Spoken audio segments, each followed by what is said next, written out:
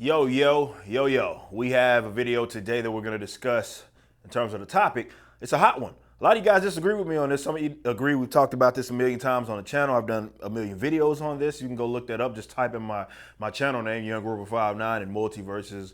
I mean, you'll probably find a bunch of videos of me discussing this. But that's the topic of the day, multiverses. And we have to talk about it because in DC fandom, they really focused on this, like highly emphasized this, like this whole multiversal deal. They had a whole entire segment dedicated to it. It was a theme going throughout the entire show.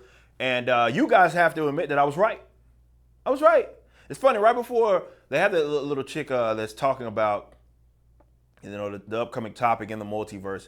And she's specifically mentioning like these different ethnicities and races and gender of like characters that you guys are more so familiar with, and then connecting that to multiverses. I remember I would say that's why they use it in today's age, and people would be like, I was talking out of my behind, like it's crazy talk. I'm imagining this like I haven't been paying attention or anything. Like I don't know that this incentivizes them to be lazy. Why create a new character when you can get a notable character that they built up for 80 years and just race swap them, and then they give you, Calvin Ellis, and Val Zod, right? You want Black Superman? There you go.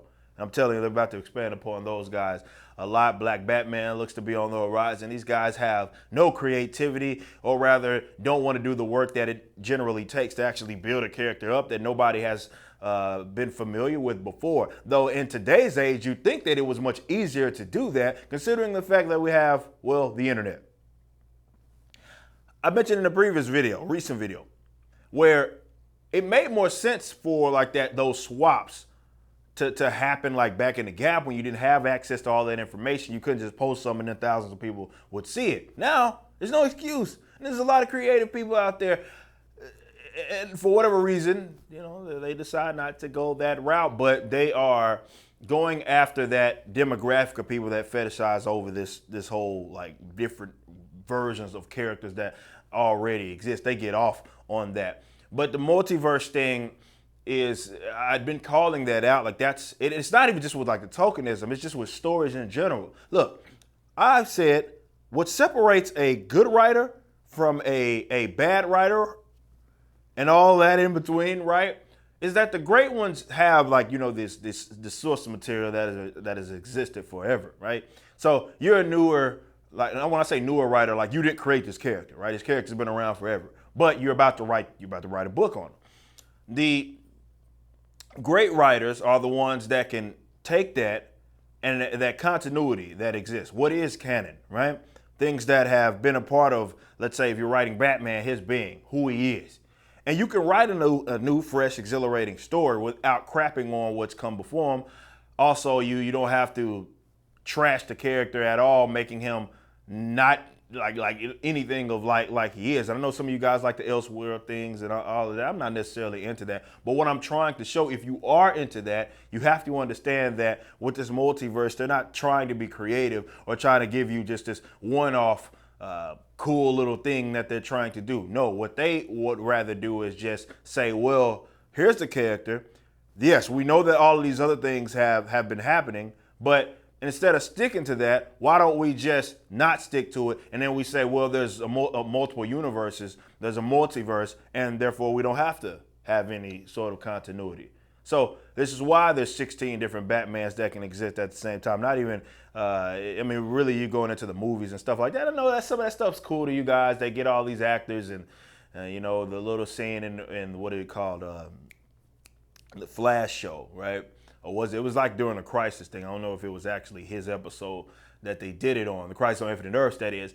And Ezra from the Justice League, right? The movies, he pops up. And everybody's like, oh, that's cool, that's awesome. And some of that stuff can be a little cool, I can understand why that's like, oh, it's pretty sick. But you have to understand, like, it goes off the rails immediately, or almost immediately, when they start dedicating their future material towards that. And that's what's happening. It's like, well, why do we have, and they were really talking about this throughout the whole DC fandom. Don't take my word for anything, go watch it. We streamed it in its entirety here on this channel. And they're like, well, yeah, now we don't have to worry about that, right? We don't have to, like they're talking as if the constraints, right? The box that they have to fit in terms of the character. The character, who's the character? It's not all boxes are bad. You've placed an individual in a box.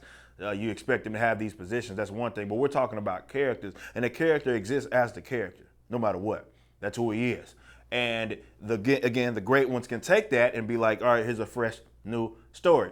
What they're incentivizing now is just pure laziness of, well, we'll give you this version of a character. We don't have to, what is canon? What is continuity? Who cares about any of that? Why don't we just, I don't know, do this, right? And like these arrogant directors and stuff, these egotistical guys, like they have to leave their imprint on it. Like if they show up live action, it's like, oh, I don't want to be like everybody else. I want to leave my imprint. So why don't we make this character like this that everybody knows? Why don't we make this character like that? And it's not even a believable story. It sucks.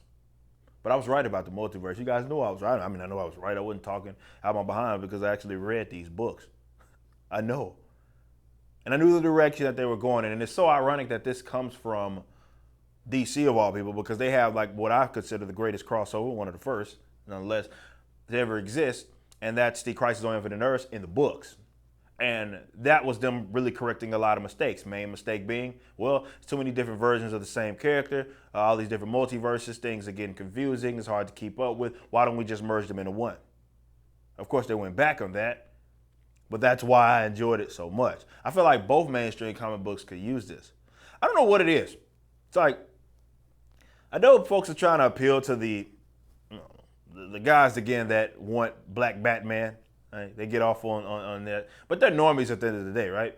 And normies will buy a product no matter what. This is why I don't use this whole excuse where like that they can't be creative. They have all these mountains of source material and they just can't stick to it. Yeah, they can. If they wanted to, they could, and the normies will still lead it up. It's a brand new story to them. They do not read books. They could have, for example, in Marvel Comics, they could have copied the entire Infinity Gauntlet arc. It was a looser depiction of it, so they still drew influence from it. But say if they wanted to verbatim, like Thanos' quest up until like the actual Infinity Gauntlet, ending with Adam Warlock and like the Infinity Watch. So if they copy that verbatim, it would still be an epic thing for the normies, right? That would have still been awesome to them. It certainly would have been awesome to me, because these are the stories that I talk about. I want to see live action depictions of those stories. Yeah, it's cool to get like a new one every now and then, but I would love to see classic storylines appear. This is why the animated series for DCs generally are so well received. Like Flashpoint, for example, is like it's almost exactly what happened in the comic book. I mean, New 52 is trash though. Nonetheless, you get what I'm saying? So, I feel like I'm owed an apology. You're not gonna give it to me anyway. I know a lot of people hate for me to be right about this stuff.